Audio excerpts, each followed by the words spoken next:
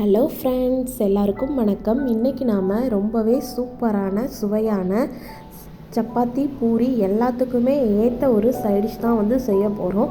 சாதத்துக்கு கூட இதை நாம் சேர்த்து சாப்பிட்லாம். ரொம்பவே சூப்பராக இருக்கும். வாங்க இதை எப்படி செய்யலான்னு பார்க்கலாம். ஒரு பேனில் ஒரு 2 டேபிள் ஸ்பூன் எண்ணெய் சேர்த்துக்கோங்க. எண்ணெய் நல்லா சூடானதுக்கு அப்புறமா 2 பெரிய வெங்காயத்தை நான் கட் பண்ணி வச்சுருக்கிறேன். அதை சேர்த்துக்கிறேன். வெங்காயம் நல்லா கலர் சேஞ்ச் ஆகி வரணும். அப்போ தான் இந்த குருமா ரொம்ப டேஸ்ட்டாக இருக்கும்.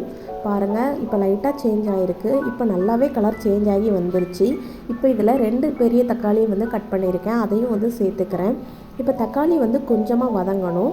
இப்போ அது கூடவே நாம் மசாலா எல்லாம் சேர்த்துடலாம். 1 ஸ்பூன் குழம்பு மசாலா, 1 ஸ்பூன் மல்லித்தூள் சேர்த்துக்கோங்க, 1/2 ஸ்பூன் மிளகாய்த்தூள் சேர்த்துக்கோங்க, கொஞ்சமாக கரம் மசாலா சேர்த்துக்கோங்க. இதெல்லாம் சேர்த்துட்டு நல்லா எண்ணெயில் வதக்கி விடுங்க.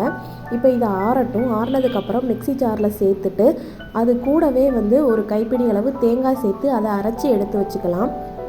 இப்போ நாம் செய்ய ஆரம்பிச்சிடலாம். குக்கரில் ஒரு 2 டேபிள் ஸ்பூன் எண்ணெய் சேர்த்துக்கோங்க. அது கூடவே பட்டை கிராம்பு சேர்த்துடலாம். பட்டை கிராம்பு பொரிஞ்சதுக்கப்புறமா நாம் நறுக்கி வச்சுருக்கிற காய்கறி எல்லாத்தையுமே சேர்த்துக்கலாம். காய்கறி எல்லாமே நீளமாக கட் பண்ணி வச்சுக்கோங்க.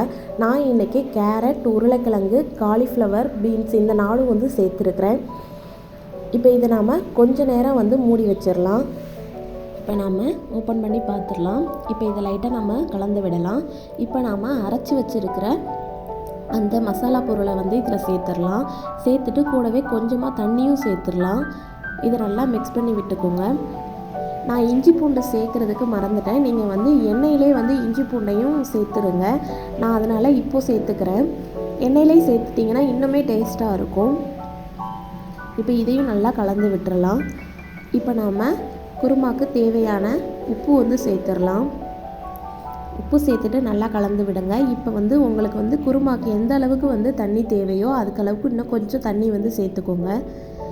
இப்போ நாம் குக்கரை மூடி வச்சுட்டு ஒரு 3 விசில் விட்டு எடுங்க.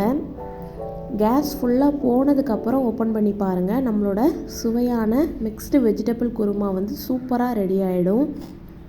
கேஸ் ஃபுல்லாக போனதுக்கப்புறம் ஓப்பன் பண்ணி பாருங்கள் எவ்வளோ சூப்பராக ரெடி ஆகிடுச்சு. இப்போ இது கூடவே கொஞ்சமாக கஸ்தூரி மேத்தி இருந்தால் கையில் கொஞ்சமாக கசக்கிட்டு அதை சேர்த்துக்கோங்க. இப்படி நாம் சேர்க்கும் போது இந்த குருமா ரொம்ப டேஸ்ட்டாக இருக்கும். இந்த மாதிரி சேர்த்து பாருங்கள்.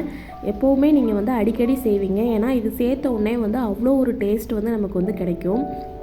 எல்லாருமே விரும்பி சாப்பிடுவாங்க.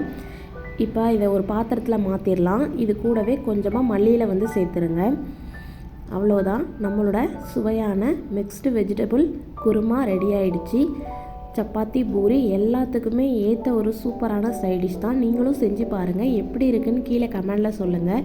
இந்த வீடியோ பிடிச்சிருந்ததுன்னா லைக் பண்ணுங்கள், ஷேர் பண்ணுங்கள். மறக்காமல் நம்ம சேனலை சப்ஸ்கிரைப் பண்ணுங்கள். தேங்க்யூ.